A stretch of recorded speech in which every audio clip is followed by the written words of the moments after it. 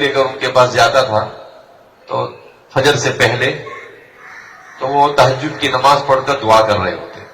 تو اکثر میں نے دیکھا کہ وہ دعا کرتے تھے اے اللہ تو اپنے دین کی خدمت مجھ سے.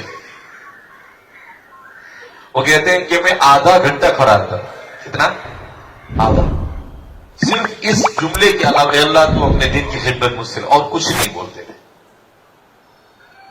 تو اتنی عظیم دین کی خدمت جو اللہ نے آپ سے لی وہ آپ کا درد تھا. معزز ناظرین، السلام علیکم ورحمۃ اللہ وبرکاتہ. امید ہے آپ سبھی احباب خیر و عافیت سے ہوں گے. اللہ سبحانہ و تعالیٰ سے دعا ہے کہ اللہ سبحانہ و تعالیٰ آپ سب کو خیر و عافیت کے ساتھ رکھے، امن و سلامتی کے ساتھ رکھے، آمین.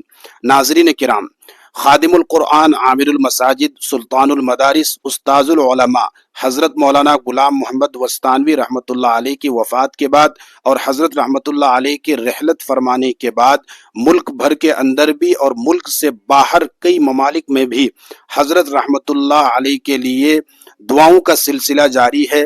حضرت و مولانا وستانوی رحمۃ اللہ علیہ کے حق میں دعائے مغفرت کی جا رہی ہے اور تعزیتی پروگرام اور اسی طریقے سے دعائیہ مجلس کے انعقاد کا سلسلہ جاری ہے، جہاں پہ حضرت مولانا وستانوی رحمۃ اللہ علیہ کے کمالات کو، کارناموں کو، خدمات کو بیان کیا جا رہا ہے اور ساتھ حضرت مولانا وستانوی رحمۃ اللہ علیہ کے حق میں دعائے مغفرت کی جا رہی ہے.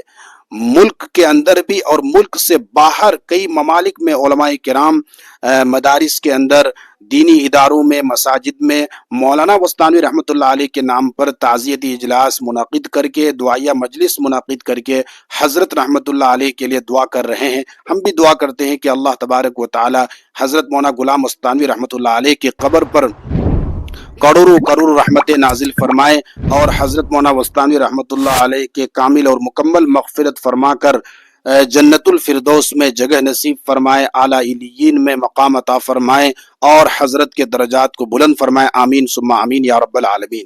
معزز ناظرین، حضرت مولانا غلام محمد وستانوی رحمۃ اللہ علیہ کی شخصیت محتاج تعارف نہیں ہے. حضرت وستانوی رحمۃ اللہ علیہ نے اگرچہ صرف 75 سال کی عمر پائی ہے، لیکن اتنے کم عمر میں مولانا وستانوی رحمۃ اللہ علیہ نے جو خدمات انجام دیے، جو کارنامے انجام دیے، جو دین کا کام کیے ہیں، یوں لگتا ہے کہ گویا کہ حضرت کی عمر 75 سال نہیں بلکہ 1000 سال رہی ہو، یعنی 1000 سال کے برابر کام کر کے گئے ہیں.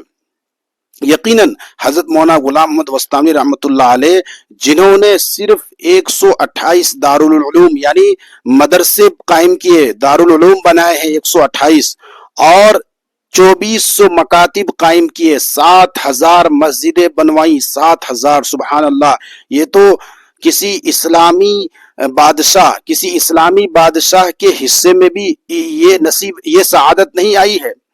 یہ بہت بڑی سعادت کی بات ہے کہ حضرت مولانا غلام وستانوی رحمۃ اللہ علیہ جو کوئی بادشاہ نہیں تھے بلکہ ایک عالم دین تھے، لیکن اللہ تبارک و تعالیٰ نے ان سے اتنا اونچا، اتنا بڑا کام لیا کہ ایک عالم ہونے کے باوجود اللہ تبارک و تعالیٰ نے اتنا بڑا کام لیا ہے کہ 7000 مسجدیں بنائیں، 7000 مسجدیں تعمیر کی، 128 مدرسے قائم کیے اور 2400 مکاتب بنائے ہیں اور ساتھ 78 اسکولز بنائے اور 17 کالجز بنائے. بتایا جاتا ہے کہ حضرت مولانا وستانوی رحمۃ اللہ علیہ کے جتنے بھی تعلیمی ادارے حضرت کے قائم کیے ہوئے ہیں، ان تمام تعلیمی اداروں میں جتنے اسٹوڈنٹس اور طلبہ جو پڑھ رہے ہیں ان کی تعداد 2 لاکھ سے بھی زائد ہے، سبحان اللہ. حضرت مولانا غلام محمد وستانوی رحمۃ اللہ علیہ سے جو اللہ نے اتنا بڑا کام لیا، اس کے پیچھے کیا آپ جانتے ہیں کیا راز ہے؟ کیسے وہ خادم القرآن بنے؟ کیسے اتنا عظیم مقام پر اللہ نے ان کو فائز کیا، اتنا اونچا کام لیا؟ کیسے، کیوں؟ اس ویڈیو کے اندر جو ویڈیو آپ نے دیکھا اس میں مولانا وستانوی رحمۃ اللہ علیہ کے بڑے فرزند مولانا حذیفہ وستانوی دامت برکاتہم العالیہ اپنے ابا جان کے اتنے عظیم کارنامے انجام دینے کے پیچھے وجہ کیا ہے وہ بتا رہے ہیں کہ مولانا مرحوم ابا جان رحمۃ اللہ علیہ ہمیشہ یہ دعا کرتے تھے. کیا دعا کرتے تھے؟ تہجد میں، سبحان اللہ، تہجد میں جو دعا کی جائے وہ دعا ضرور قبول ہوتی ہے. تہجد اللہ تبارک و تعالی اپنے پیاروں کو عطا فرماتے ہیں. तहज्जुद की दौलत जिसको मिल गई, समझ लो वो अल्लाह से उसका गहरा ताल्लुक कायम हो गया, अल्लाह का करीब हो गया, वो अल्लाह का प्यारा हो गया।